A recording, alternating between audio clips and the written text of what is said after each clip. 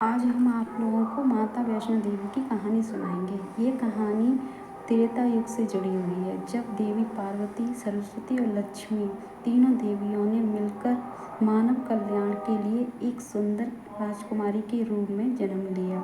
उन्होंने त्रिकुटा पर्वत पर तपस्या की और बाद में तीनों देवियों के रूप में 3 दिव्य ऊर्जाओं में समाहित हो गई। एक दिन क्या हुआ, एक राक्षस था, भैरवनाथ, जो माँ वैष्णो देवी का पीछा कर रहा था। पीछा करते करते माँ वैष्णो देवी के जहाँ वो विराजमान है वहाँ तक पहुँच गया। माता वैष्णो देवी को गुस्सा आ गई तो उन्होंने उस राक्षस का सर धड़ से अलग कर दिया।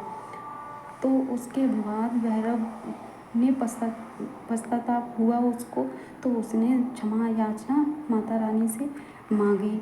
फिर देवी वैष्णो ने कहा कि अब कुछ नहीं हो सकता, पर हाँ ये हो सकता है कि मैं तुम्हें वरदान देती हूँ कि तुम मुझसे भी ऊपर तुम्हारा मंदिर हो, तुम्हारा धाम हो, और अगर श्रद्धालु जो भी भक्त मेरे यहाँ आएंगे मेरी पूजा करने, जब तक तुम्हारे यहाँ नहीं जाएंगे तब तक उनकी पूजा अधूरी होगी।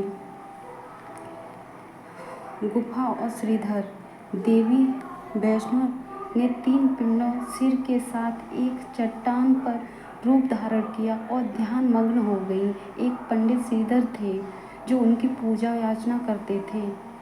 श्रीधर पंडित थे, बहुत गरीब थे, उनके पास कुछ भी नहीं था। एक दिन क्या हुआ कि माता रानी ने उनको सपने में दिखाई दी और उनसे बोला, श्रीधर मेरे भक्त, तुम मेरे प्रिय भक्त हो, तुम क्या कहते भंडारा करो।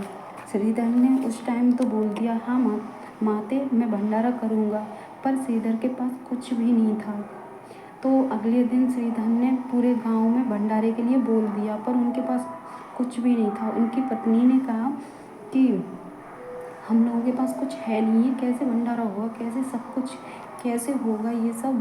तो श्रीधर ने कहा कोई नहीं, माता रानी की कृपा है, सब हो जाएगा। जब माता रानी ने बोला है कि भंडारा करना है मुझे तो भंडारा करूँगा। सब गांव वाले हंस रहे थे श्रीधर पर। और ये जो क्या कहते हैं, जो वो राक्षस था भैरवनाथ, वो भी आया। उसने कहा श्रीधर इतना गरीब है, इसके पास कुछ नहीं है, पर ये माता रानी का भक्त है, देखते हैं, चलो चलते हैं। वो बिना बुलाए आ गया श्रीधर के यहाँ पर। भंडारा जिस दिन भंडारा था उस दिन सुबह हुई। श्रीधर के पास कुछ भी नहीं था, कुछ भी। सब आने लगे। श्रीधर बहुत परेशान था, बस माता रानी का ध्यान कर रहा था, हे माता रानी अब क्या होगा।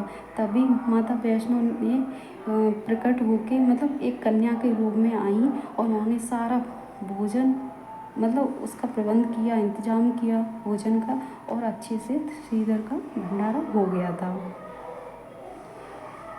वैष्णो देवी का निवास त्रिकुटा पर्वत पर है, जो जम्मू कश्मीर में स्थित है। वैष्णो देवी सत्य और ज्ञान और धन की देवी हैं, क्योंकि सत्य की देवी पार्वती माँ है, ज्ञान की देवी सरस्वती माँ है, और धन की देवी तो आपको पता ही है लक्ष्मी माँ है। उनके मंदिर की स्थापना 700 वर्ष पहले हुई थी। माता ने श्रीधर से कहा,